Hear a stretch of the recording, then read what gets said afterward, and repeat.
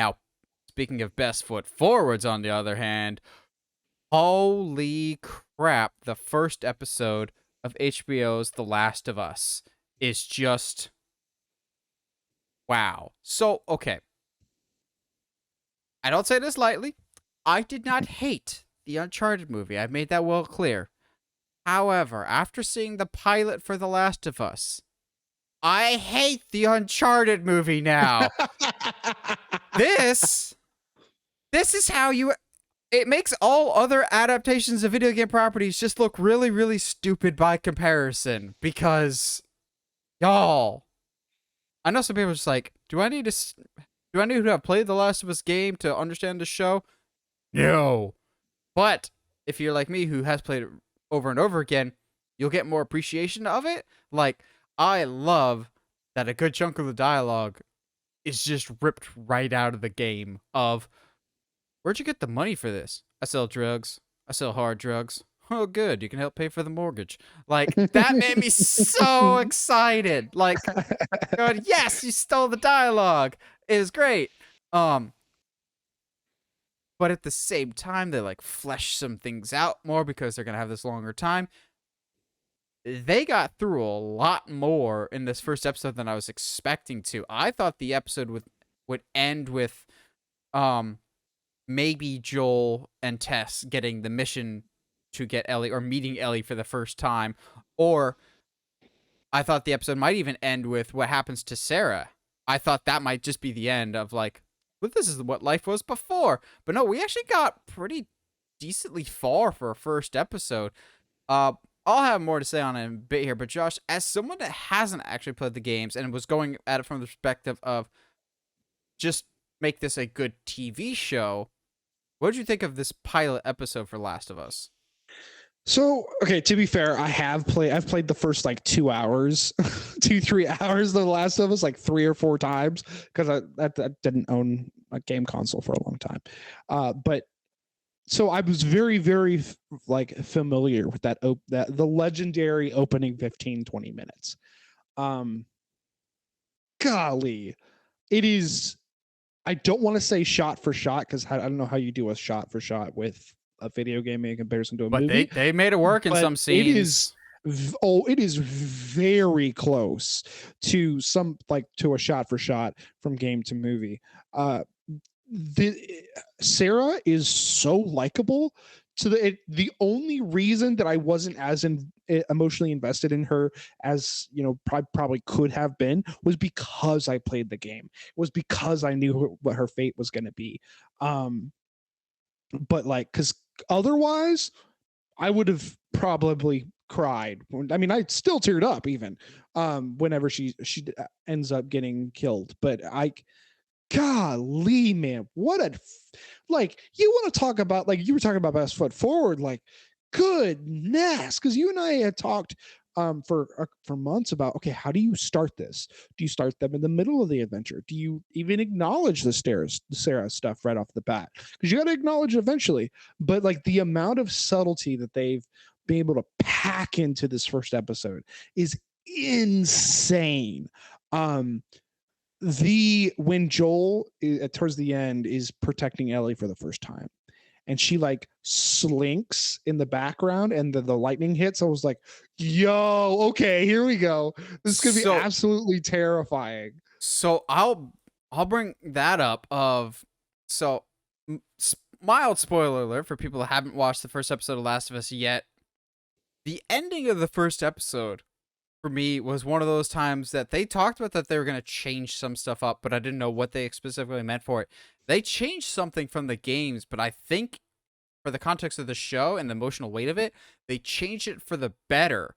So in the game, when Joel, Tess, and Ellie get pulled over by the cop, and he's like scanning to make sure that they're not sick or whatever, Ellie does stab the guy in the leg, and then Tess, I think, shoots him in the head, and then she sees that Ellie is infected.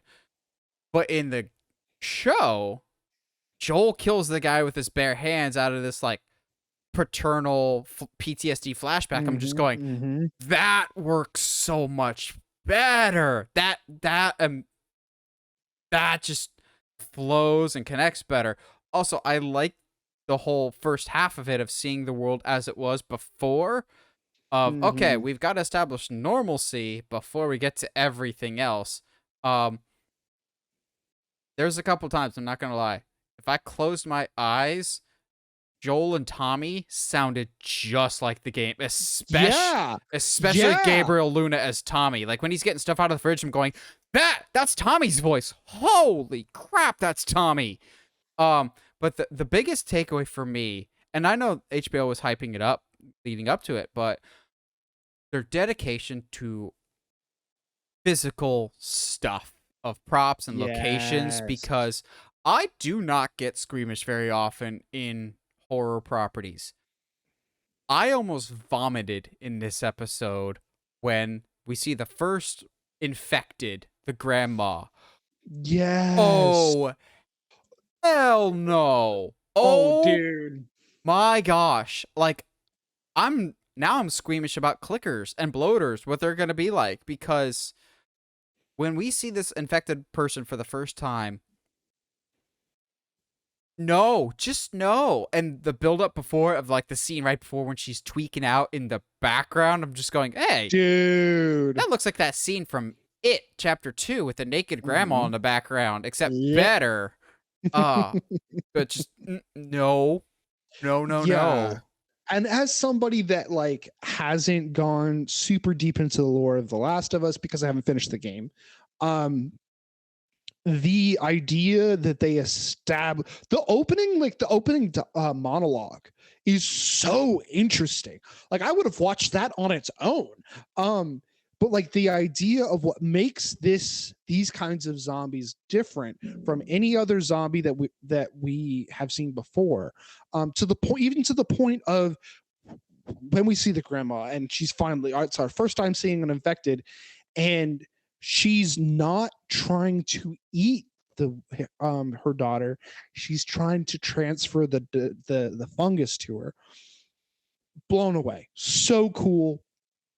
Even to the point where we finally, the first time we get literally a few minutes later, when Joel gets chased for the first time by one of them, terrified, absolutely terrified, not ready And for it's clickers, not ready for anything. There, and this is hilarious because this is such like a Josh is on Twitter now thing. But what's interesting is after this premiere, uh, the Walking Dead's like new like side like show was like, guys, we're so excited. Well, our new walkers are going to be more disgusting and terrifying than ever. And we're like, okay, yeah, timing is weird, buddy. Okay. it doesn't matter if you make it gross. You have to establish what the norm is to make that. Mhm. I love that they're like, yeah, we're actually gonna tone down the violence for the show. That way, when the violence does hit, it's brutal. Like when Joel kills the guy at the end of the episode, that hits so much more because we haven't seen a whole lot of actual like fighting so far.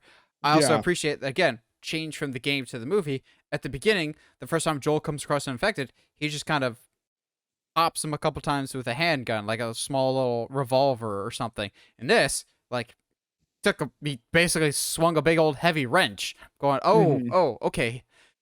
It's another detail that maybe I'm reading too much into this, and maybe that's not what actually happening.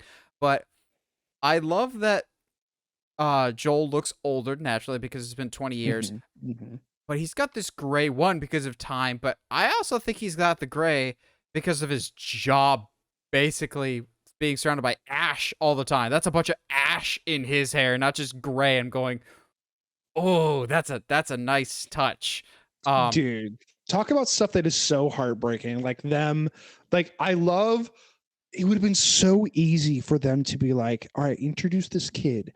He's going to be a information vehicle because he's going to get, taken to this safe haven, to this quarantine zone, and they're going to take care of him and he's going to give them news about the outside world. But that's not what ends up happening, and it's so heartbreaking. it reminded me a So little bit of Jojo Rabbit.